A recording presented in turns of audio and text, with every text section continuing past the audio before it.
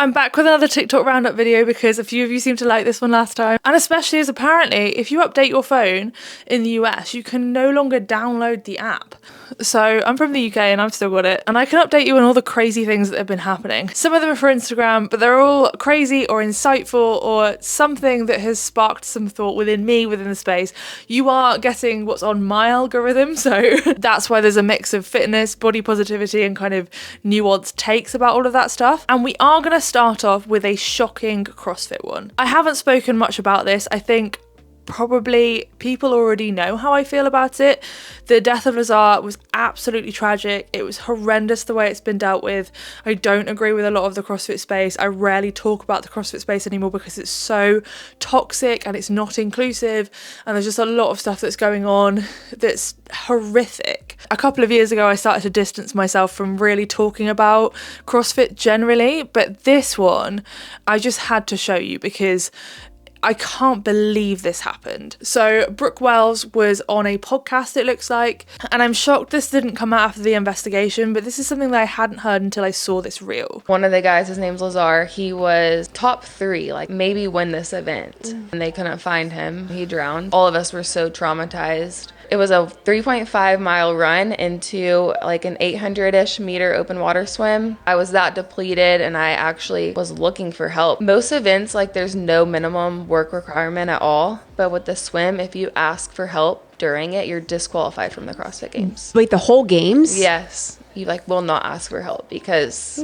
you'll be disqualified. Then after that, they were just kind of like deciding if they wanted to like keep going with the games. Everyone was just so different. There were some athletes that still wanted to compete, and then there was athletes that like wanted it to be completely over, then just came to the conclusion that like I don't care how I place at this game. After that happened, like girls were like crying in the corrals, like no one was in the mental headspace to continue, but we just all wanted to be there together. It's literally insane. So if you're not in the CrossFit space, what happened, I'm going to sum it up quickly, is Lazar drowned. There was basically no swim support. If you're in the UK, even like a minor triathlon event, you have to have a certain amount of swim support, or like people on kayaks. I have been a person on a kayak for a swim for multiple events, and often they have radios or they have certain people within the group with radios, and you basically cover the whole event so you know where most of the swimmers are at all times. If somebody starts to swim off in a direction, then you send a kayak with them. There's constant communication with everybody of what's going on, if any swimmers are in trouble, what to do. That obviously didn't happen, and there's been loads of other people looking into it and showing footage of like where the swim support was and how it could possibly have happened. It's just insane and so tragic, and anybody that knew him personally, I can't imagine how they still feel, especially with the reaction from CrossFit. But the brand new information here is that you would have been disqualified if you called for help at the swim. That is ridiculous. And she talks about minimum work requirements. In many CrossFit events, they have a minimum work requirement, so you have to complete a certain amount of work. This means that anybody that can't complete that, they can no longer continue with that workout. I've never before heard of somebody saying that you are disqualified from the whole games if you don't meet that minimum work requirement. I remember on a lot of the documentaries, Matt Fraser had to meet the work requirement in order to win the games, so he just needed to complete the workout. He didn't really need to finish it in any place, but it was never mentioned that he would be disqualified if he didn't meet that. And like when Roman Korenikov hurt his foot, I think he completed the minimum work requirement. He got to a certain point in that event. But to disqualify people from the games if they ask for help, that is mental. If somebody's asking for help, if they're having to hold onto a kayak or swim support for a little bit of time, that's going to hurt their performance anyway. They're going to end up way back. They're not going to use it to their advantage. There is no way you can use that to your advantage. To ask someone for help is wasting a lot of time. And it was completely ridiculous that they did the swim after the run in that heat. That's insane. It's something that would never happen in triathlon events. But I just can't believe, it's just crazy. I just can't believe that they would disqualify you if you ask for help. And she was saying herself that she could have asked for help. She kind of needed some help, and that a lot of people have come out saying that they were struggling. And I know CrossFit has this kind of military mindset, this old school, you just need to like tough it out, and if it's compromising people's safety, that is not okay. And clearly in this scenario it did, and there hasn't been enough change to make it seem like people in the CrossFit space, people competing at the CrossFit Games are going to be safe. So personally, I hope they go towards something else like the World Fitness Project, where maybe, hopefully, they're better looked after, because athletes deserve to be looked after and they deserve to feel safe in the sport they compete in, or at least as safe as they can possibly be. Absolutely shocking. I had to show you that one. Sorry if you're not a CrossFitter, but the whole scenario completely blows my mind. Next, this one. Physique after 17 years of lifting weights 5 times a week. And he looks like, I'm guessing a lot of people assume he's going to look really muscular after 17 years, but he just looks like a normal dude, like quite a muscular normal dude. But a lot of people think your training is good if your body looks a certain way. And I don't think this guy started the trend, actually. Let me find the one where it started. But there are so many men in this comment section outright shaming him. Lol, do you even lift, bro? It's just awful, especially for men. I think superheroes, media, that kind of stuff has really distorted what many men feel like they should look like. And I think this other one is really important just because of the reaction in the comments. Yeah, so this guy, I've been lifting weights 4 to 6 times a week for the last 11 years with no breaks. Has our perception of fitness been distorted? Has your perception of yourself been distorted? And he just looks like, again, like a normal dude. He's got body fat, he's got muscle, he looks strong, he definitely looks like he goes to the gym. The difference in the comments. So there's a lot of men shaming him, a lot of men saying that he doesn't look fit, like, do you even train, bro? But then there are a lot of women. A lot of women. This one, not gonna lie, this is what we want, and it's got 66,000 likes. 66,000 likes. 66,000 women agree, all gay men agreeing with this lady that said this is what we want. And then this comment, notice how the men here are the ones body shaming him, not the other way around. Apparently loads of the dudes are saying like you need to go on a calorie deficit, but a lot of the women, again another one, snuggly strong as it should be, 2,000 likes. I am looking respectfully, 15,000 likes. Women, lots of women. That's a man in capital letters, 50,000 likes. This is such a good point. I love how all the men are like emoji with the heart eyes, and the men are like, clearly gym bros are doing it for the wrong audience, lol. And this is so true. I've spoken to my partner about this. It's so funny. If you go into any of the proper muscular gym bro bodybuilder comment sections, you'll see stacks and stacks of men talking about him being impressed. And then if you go into a comment section with a guy that's a bit chunky, with that, what's his name, Zach, body positivity influencer, Zach Miko, he's called. He's got thousands of followers, but his comment sections are always massively filled with women. I know there's a fashion influencer that I follow that's a bigger dude, loads of women in his comment section. A lot of guys that have like a bit of extra body fat and also muscle. A lot of women in their comment section. And it seems to be like the shredded bodybuilder types, the massive guys, all of that attract a lot more men. I'm not saying that no women find bodybuilders or really shredded gym bros attractive, because there are certainly loads of women that do, but it seems like there are a hell of a lot of women that like what many men out there call a dad bod. And if I speak from personal experience, me and my partner have a relationship where we like each other for more than just what our bodies look like, and both of our bodies has changed and fluctuated a lot over the years, and while our feelings for each other don't change, I think we've actually both got bigger since we got together. But yeah, the fitness industry has definitely distorted our perception of women's bodies and men's bodies, and it's a problem. And there's all these people out there saying that men need to be 6 foot with a 6-pack and 6 figures. None of that's true. If you know any women in your life, I know a fair amount of women that absolutely don't date men like that, and date men that are kind and friendly and helpful and are actually a partner in a relationship and do their fair share around the house, and don't expect to have a maid as a girlfriend that will do all the cooking and cleaning but also contribute 50%. They like people that are funny and kind. Have I already said kind? And generally people that don't obsess over the gym and hate women, which is is a stereotype, but if you've ever heard of gym cells, there are a lot of people like that they obsess over the gym, they hate women, and then they wonder why they can't get women, because they think that women like people with six packs, six figures, and are 6 foot tall. My partner's 5'11". I am like 2 inches shorter than my partner.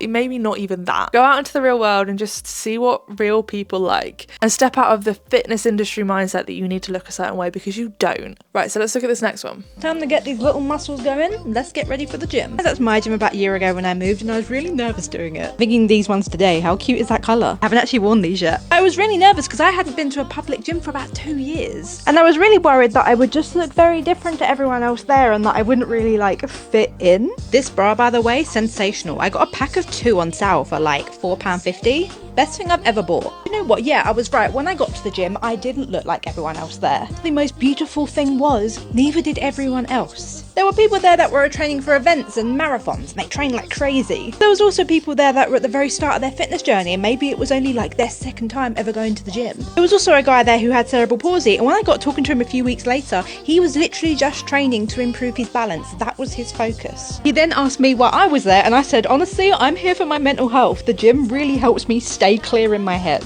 Honestly, it was such a beautiful realization that when you actually get off Instagram and you go into the real world, fitness does look different on everyone, and everyone has different reasons to be in the gym, and not one of those people had more right to be in that gym than any other. I think sometimes we need that reminder. No one is more entitled to be in the gym than you are, and you are not more entitled than anyone else to be in the gym. The space truly should be for anyone, no matter what you look like or what you're training for. And despite the black raincoat, I feel really bright and colourful today, and I can't wait to bring a little bit of joy to the gym. Yes, I love this. And did we preempt this video? Get off Instagram and just go into the real world. She basically reiterated the same point there. I've just been to the gym today, and there were loads of people of all different shapes and sizes training for loads of different things. I was the only person using the functional kit for most of the time that I was there, and there were definitely people training for stronger muscles, doing more like isolated movements. There were other people like me doing compound movements. I went in to do back squat. There was a couple of other people doing like a deadlift. There was someone doing a bench, and then there were people doing RDLs. There were people just walking on the treadmill upstairs. There was a whole load of people using the dumbbells and the benches and the cable machines, and everybody's body looked completely different. There were certainly no 2 people in there that looked the same. There were people bigger than me, there were people a lot smaller than me, there were people stronger than me, there were people weaker than me, there were people a lot older than me and a lot younger than me. There was literal teenagers that go to the gym. I think the youngest you can go is like 16, and then there's a guy that must be in his 60s that was training next to me at one point. Everybody is different, and everybody is entitled to go to the gym for whatever reason you want to go to the gym, and that is a really important reminder. So if you ever feel like you don't belong, that's absolutely not true. You pay exactly the same, and everybody deserves space in the gym. Everybody deserves to pursue health, whatever goals they want. I love that her goal was mental health. Mine is also mental health most of the time, and just feel badass and strong, and to like live longer and to be able to pick up my kid and go for a walk with her in a backpack. She's 9 kilos and she's really heavy, or to be able to squat down and pick up something off the floor with her still in my arms, or to be able to put her into the cot, because that hurts my back. And I've started strength training more and doing more deadlifts and stuff because bending over that cot started to get hard because I'd reduced my strength training. All of that is important. Get off Instagram. Stop looking at the new Pilates trend or the one that's like walking on the treadmill or any of that. Just like tap out. Just stop doing it. Put the phone down. I mean, not this one if you're watching the video, but just step outside of it. Think about, what do I want to do? What are my goals in my life? What is going to help with that? And just chase those. You'll be so much happier. Next. I like this guy. I can't remember what the video is though. How would you react if I told you the most deprived fifth of the population would need to spend 45% of their disposable income on food just to meet the government's recommended healthy eating guidelines? What if I then told you that rises to 70% once they have children? Well, a brand new study, The Broken Plate 2025, by the Food Foundation, released on the 29th of January, has stated that healthier food based on its nutrient profile is more than double the price per calorie than ultra-processed food. What we refer to as the healthier options have increased in price. At twice the rate of healthier options in the past 2 years. So all you sourdough waving fitness influencers should probably go read it, because it just exacerbates the health inequality. Hello, socioeconomic elephant in the room, and why I get so pissed off at people demonising foods like beans on toast. Oh Josh, just shut up about beans on toast. No, these 2 tins of beans and this loaf of bread literally cost me less than £2, and it's full of fibre and nutrients. And the people demonising it are just simply out of touch, living in their elitist little world. Everyone deserves help, not just those that can afford one-to-one coaching and pasture-raised eggs, organic avocados on sourdough toast. You see, someone moving from a less nutritious diet to meals like beans on toast may be amazing overall for their health and their nutrition, yet they might perceive themselves as a failure because they simply can't afford what people are constantly recommending on here. Yeah, we should reduce our overall amounts of ultra-processed foods if we can, but this report shows that many can't, and an improvement, any improvement, is an improvement. And those little changes, they soon add up over time. So can we just use our brains, please, and live in the real world? Because in the real world, the world that we're living in right now, many can't afford to eat how you suggest. Thank you. Yes, they should read that. And beans on toast, beans on toast. Sorry, the Americans or people from other countries. I'm not sure if the Australians eat beans on toast. Beans on toast is amazing. And beans are full of fibre. Yes, there's a little bit of extra sugar added into those beans, and not everybody wants that. But beans on toast is so good, and it's good for you. They're healthy. They might not be the healthiest thing ever, but they're certainly healthier than going for a McDonald's breakfast. So if you're changing from the McDonald's breakfast to beans on toast, you're winning. One of my favourite breakfasts at the moment, and I actually really hate sweet breakfast, I like savoury breakfast, is a version of beans on toast. I tend to have some of those beans and then like a can of mixed beans, and I mix it all up together. And then I have a few beans with an egg and some spinach and maybe like a chicken sausage, and I'll have that on toast, and that is amazing. And it's healthy because the chicken sausage and the egg high in protein, the beans high in protein, the beans are also high in fibre, the spinach adds fibre, it is on sourdough. I love sourdough, but you could always swap that out with some wholemeal bread or whatever kind of bread that you want. We need to stop focusing on perfect and just think, what can I do that is going to make me slightly healthier than where I am right now? And he made the point about parents and the cost of living and how expensive it gets when you have a child. I am really feeling that right now. I have a 7-month-old, or maybe she's 8 months. 8 months in 3 days. And that's crazy, that's gone so fast. And she is eating so many foods. My daughter probably eats healthier than most adults. Her favourite foods are vegetables. No joke. We're doing a combination of baby-led weaning and puree feeding because throughout the rule book, I don't care what people think that I should do. I'm going to do what works for my baby. And sometimes she wants to be spoon-fed purees, and sometimes she wants to eat finger food. So we serve her finger food and purees. I give her finger foods first, and then she has her purees after. And the purees are usually ones that I make, but sometimes we use the ones out of the packet because they are convenient and they're still healthy. Her literal favourite food is mushrooms, an 8-month-old. It's mad. And she eats them, they're like, I cut them into large slices and she'll eat them as soon as I put the mushrooms down on her plate. She's going for them. And then second to that is like broccoli and green beans. She also loves the mixed beans that I was talking about, usually mashed up into a puree. But because she loves vegetables and she likes to eat those kind of foods, our grocery bill has gone up so much. And I'm not going to not provide them for her. I want to provide the healthiest diet that I can for her. But it is hard when you have kids. And imagine if I had 2. Imagine if I had 4.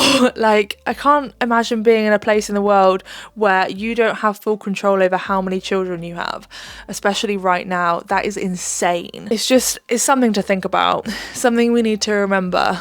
And we don't want people that are on lower income seeing all of these videos on the internet thinking that they need to follow all of these crazy diets when actually they just need to eat a little bit healthier. And if you eat something with a little bit more fibre, that's going to make you healthier. If you add in a little bit more veg here and there, that's great. And on the topic of healthy eating, a lot of the healthiest, cheapest foods are not Instagram worthy. Like, you can really easily make like a stew with chicken or beef or a vegetarian protein source, but stews don't look amazing. They taste amazing, but they're so cheap to make, but they just don't look good, so they just don't get the reputation that avocado toast get. A soup or a stew or a casserole is way healthier, really, if you think about it, because it's got such nutrient variation in there and it's much cheaper to make. I just despair sometimes being on the internet around all this nutrition advice because it's mad. I don't want to work out. I don't care. I don't have the motivation. I'm struggling. I'm 8 months postpartum and I don't care. Like, this is what I'm working with. This is what I've got. This is my body. After baby, I gained 60 pounds. I didn't know that was capable. I was capable of that. I didn't know my body would be like this. It's just been really hard for me to think I have to do all this extra work for something I didn't really do. I had a baby and then now I'm left to pick up all the pieces to get what I want again. Like, it's just, I'm fighting with myself every day. You should work out. I don't really want to. You should go exercise. I don't feel like it. I want to hang out with my baby. I want to work on my job. I want to be with my husband. Like, I don't care. I have no motivation. This is me telling you I know I should work out, but then I'm like, no, you're still postpartum. But then everyone says to work out during postpartum or you let yourself go. Like, I'm definitely having the fight in my head right now and I'm struggling. So this is my accountability video. Jeremy said, go film a video of how you feel.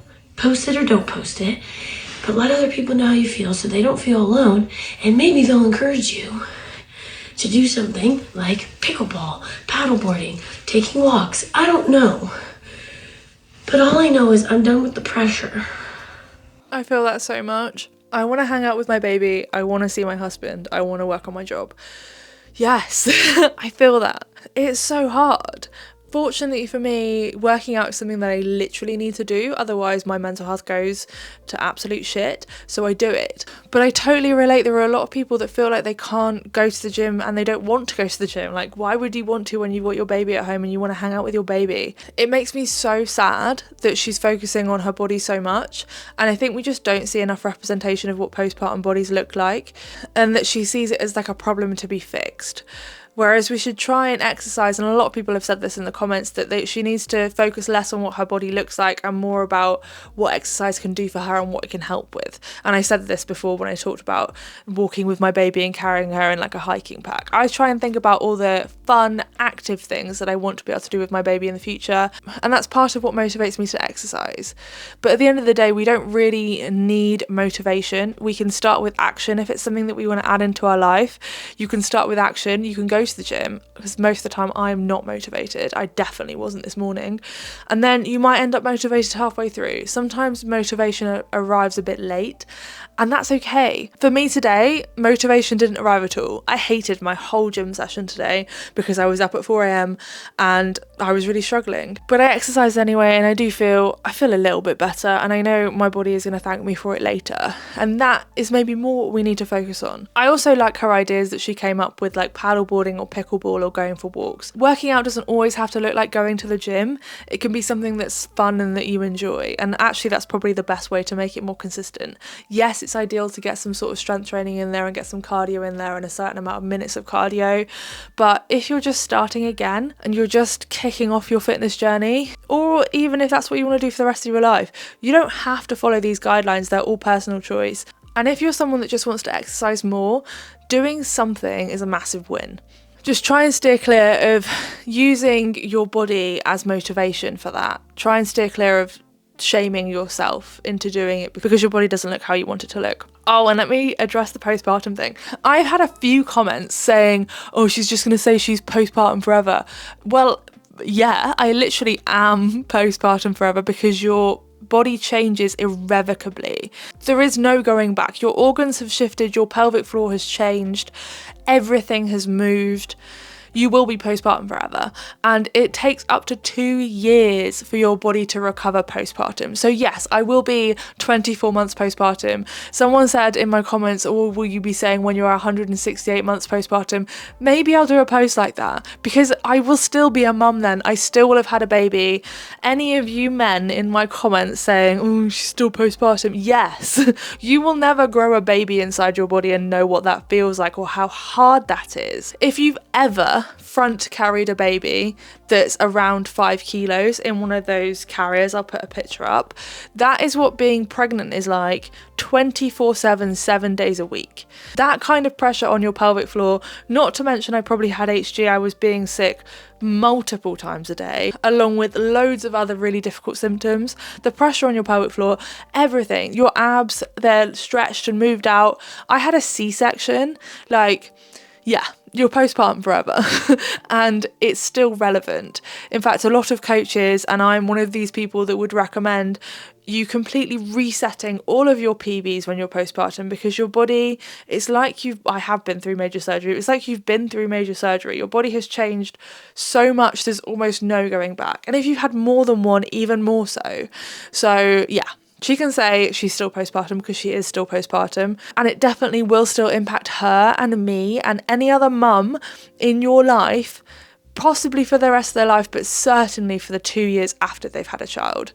So if you're out there shaming somebody because they're saying that they're postpartum and they're trying to work on their recovery, like, go touch some grass, get over it. Maybe be more supportive of the women in your life and what they do, because let's be honest, women are superhuman.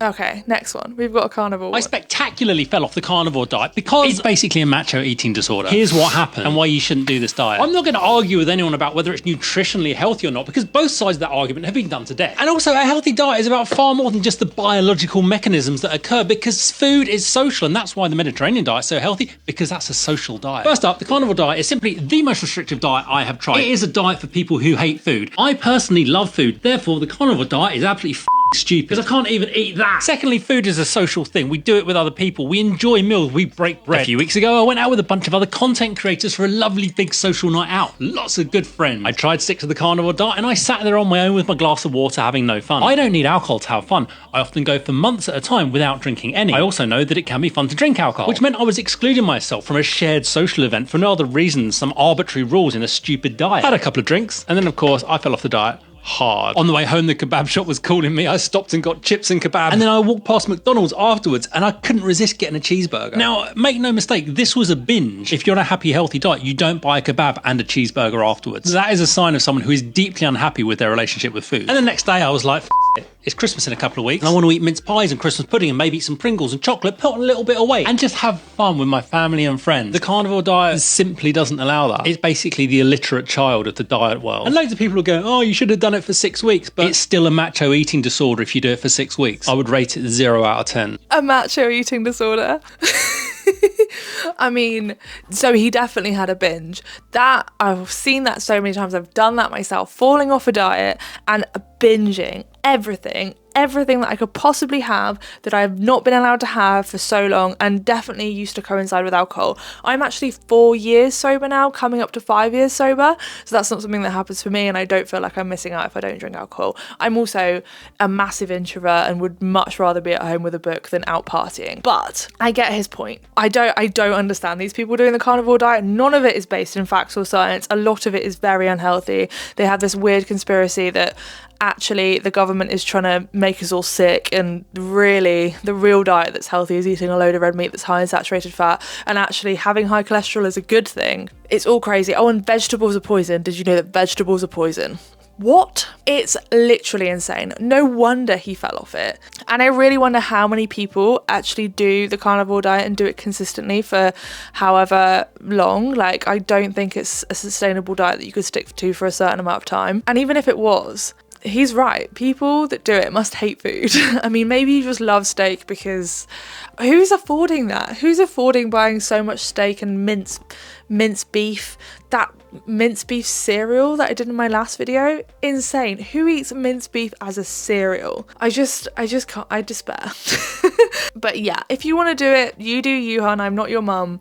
Do what you want. Take that as a warning. That's probably what's going to happen. You're probably going to fall off it at some point. You're going to realize that food is social, and you're going to go to a social gathering and feel really left out because you're not eating the other food with the other people, because that's normal. It's normal and healthy to eat food and share food with other people. The centurions, the whole blue zone thing, a lot of that is to do with being social, and it's also a very low meat diet. In a lot of parts of the world where they have people that live to over 100, they barely eat any meat, and they eat a lot of plants, and also beans, going back to the beans on toast. Actually, that's why I started eating more beans. But just take it as a cautionary tale that that's probably what's going to happen. And if you find that you fall off a diet and then you go on a massive binge and order loads of food from McDonald's, it's probably because of the restriction. That it's very well known that binges are caused by restriction. So if you're restricting yourself, you're going to end up binging. My eating disorder has got substantially better since I stopped dieting, because the restriction in all kinds was leading to binging. I could count on one hand how many times I go to a fast food restaurant in a year, because it just doesn't bother me anymore. I just don't need to do that. Does it taste good? Yeah. Do I feel like shit afterwards? Also, yeah. Maybe I'll do it occasionally. Do you know what? The last time I remember I did it, it was on the way back from High Rocks, and there was service stations and I had KFC and I ate a lot of it because I was starving, because according to my watch I burnt like 6,000 calories that day and I'd barely eaten. Insane. But I eat that kind of food very infrequently, but people will say that I eat loads of it and that's all I eat because look at my body. Again, I despair. If you don't understand nutrition, I understand why people would say that, but then they will also scream at me calories in, calories out. Body size is determined by the amount of calories that you eat. I mean, that says it all. You don't have to eat a specific food. You certainly don't have to eat fast food. I've gone on a tangent. But yeah, just use him as a cautionary tale. Some of you fitness influencers need to fuck up, man. Sick of hearing some of this shit. You want to be the best version of yourself? You want to be the best version of yourself today? Fucking no. Today I'm just fucking happy to be here. Are you getting the maximum out of every second on this planet? Fuck, nah, to be honest. A lot of bare minimum. And fuck, that's alright. That's my nickname this year. Capacity Joe. I'm not doing shit that I don't want to do, and I'm not explaining myself as to why I don't want to do it. I'm just saying I'm at capacity. Yes, I'm not sure if I'm going to have to bleep out that first bit, because it's something that they say in other parts of the world, but it's like really offensive in other parts of the world, so definitely going to have to blur that. I think this is a good reminder of what it's like in the real world. A lot of people really don't care. A lot of people are at capacity. They've got a lot on. They've got busy jobs. They've got busy lives. They've got families. Are they being their absolute best every second of the day? No. Are they doing the absolute most 7 days a week, 24/7? No. That's fine. A lot of people are at capacity and they can't think about doing the absolute most all of the time. They can't think about all of these new diets or fitness routines. They're just trying to get through the day. And he said something really important. He said, I'm done with the pressure. And having too much pressure on you to do all of these things can be really detrimental, because then you have this attitude. It makes you feel like you don't want to do any of it. You're like opting out. He's like, I'm at capacity, I can't do any of it, which makes total sense. And the reaction to these kind of people, or to most people actually, needs to be, what can you do today? What would be the easiest step that you could take? And then you build on that. It's a snowball effect. Not you need to be your absolute best. You need to be getting the absolute most out of your time on this planet. Like, all of that doesn't really work. Maybe it motivates a small few for a certain amount of time, but that's not sustainable. How many people start the gym in January and then fall off the wagon by February? A lot. And it's because they try and do the absolute most straight out of the gate. Just do something that you can fit in with your life and that you can slot in easily, and maybe you'll have more success. But this is certainly the reaction a lot of people will have to hearing all of this content telling them to do absolutely everything. They're just like, I don't want to do any of it. And I get it. So this one's titled, Maybe It's Not the Weight Loss. Losing weight solved all of my health problems, and that's why I feel amazing, because I lost weight. Yeah, but aren't you making sure you get more than 4 hours of sleep now? Right. And you're making sure you're properly hydrated, like at all times? Yes. Aren't you also eating foods that you enjoy, like foods that you actually like eating? Yep. And you've been reading books, listening to podcasts, different things to work on your mental health, right? True. Like, you're in therapy, and that plays a huge role in this, I think. Yeah. And you're not doing that thing where you fast for however many hours. You actually eat when you're hungry, right? Right. And you stop using exercise as a form of punishment, right? You're only moving when you want to, exercising when you want to. Well, you got a point there. Right. It's not, I'm going to run this many miles to burn this many calories because I ate this yesterday. It's not, I have to do this, I have to do that. You're working out when you want to, because you want to. No, yeah, I get it. You're right. And on top of that, you're also eating enough to supplement those workouts. Does that make sense? Yes, yes, 100% yes. However, I think you're missing the point. This is so accurate, and this is how a lot of people present their own weight loss. They're like, I fixed everything because I lost X amount of pounds. And yeah, I mean, I've lost over 100 pounds in the past, and certain things do get better. But also, a lot of those things got better because I went from never ever exercising and eating a diet that was mostly cheesy pasta and chocolate to actually exercising, actually going to the gym, eating 5 to 7 vegetables a day, actually eating fruit and doing a lot of different things. And then when I realised that I'd sunk back into my eating disorder and everything had spiraled out of control because I'd focused too much on counting calories and doing all of these things that were healthy and started to feel worse and worse, I started to pursue actual health and gained weight back because I started listening to my hunger cues. But I also felt better again. I felt better than I had before because I was actually focusing on health and healthy behaviours and things that make me feel good. So it wasn't just the weight loss in the first place, it was the habits. It was doing all of those little things, getting enough sleep, hydrating enough. I used to never drink. The only drinks I used to drink was coffee, nothing else. And not one of those like iced latte things that you have in other countries, just like hot water and coffee. We drink a lot of instant coffee in the UK. I gather that that's not the done thing other places in the world, but that's what I would drink, like just instant coffee or like a double espresso. I had a whole caffeine problem at one point. I used to drink like 8 double espressos a day. Terrible for me. Then I stopped doing that and got healthier and started having like a nighttime routine and a morning routine and just implementing little things that make me feel good. Eating enough protein, lifting weights, doing exercise, going for walks. I've started implementing in more healthy habits recently that make me feel good, and one of those things is doing more steps. My step count has gone up quite significantly. There are loads of things you can do that can make yourself feel better that aren't necessarily tied to weight loss. I think a lot of the time people just implement a load of healthy habits, lose weight in the process, and then credit it all to the weight loss, when actually it's probably the healthy habits. So great point.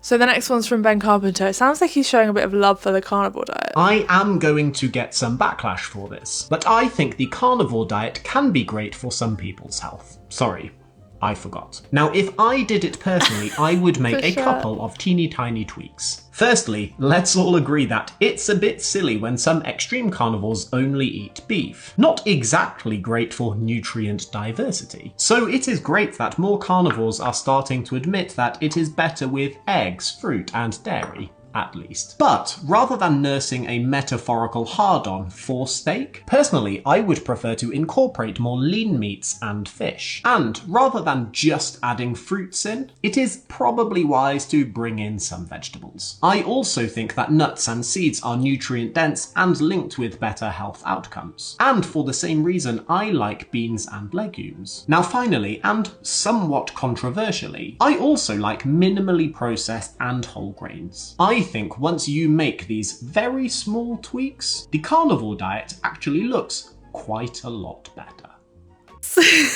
We agree with him. I like how he cited all of his sources as well. If you are a carnivore diet, feel free to look up the research papers that he puts up. I think he's also linked them in the caption, so you can go find the post on his page and like literally look up the papers that he's showing because it's pretty well studied. I've seen a lot of nutritionists and doctors saying that the carnivore diet, like, it doesn't really make sense because if they were going to tell someone to eat a lot of meat, it would be lean meats and fish because of the saturated fat content of beef. Basically, all of the recommendations that he added are basically just the general healthy food guidelines, especially the ones that come up from the government. That's kind of what they say because it's true. That is what you should eat if you want to be healthy. And that is nutrition advice that I personally listen to. I'm actually eating a little bit less meat, a little bit more fish, reducing my meat on some days, not having it in every single meal, as that's somehow weirdly normalised in parts of the world, and I've realised that I don't necessarily have to do that. But I love the way he did that video because basically the only way real health advice gets to the forefront is if it's controversial, and he did this in a way which is kind of controversial, but he's just presenting the basic nutrition advice. What's quite funny about the comments is some people don't seem to realise that he's being sarcastic. I don't know. I don't know what to say about that. I don't know how you missed it, but he is also British like me, so maybe sarcasm goes over some people's heads in other places in the world. I know we are typically apparently very sarcastic topic. For me, it's just normal, but I'm glad Ben Carpenter isn't suddenly on the carnivore front. And on that topic, if you'd like to watch my video on the carnivore diet, here it is. It got a lot of backlash, a lot of people in the comments getting really angry. So if you want to start some fights with some carnivores, go ahead. Of course, I must be wrong because I exist in a larger body, but not because of the actual science and the papers and all of the credible people talking about how ridiculous it is. Who knows? If you like this video and you want to see more TikTok roundups, then give this video a like. Thank you for watching, and I'll see you next time. Bye.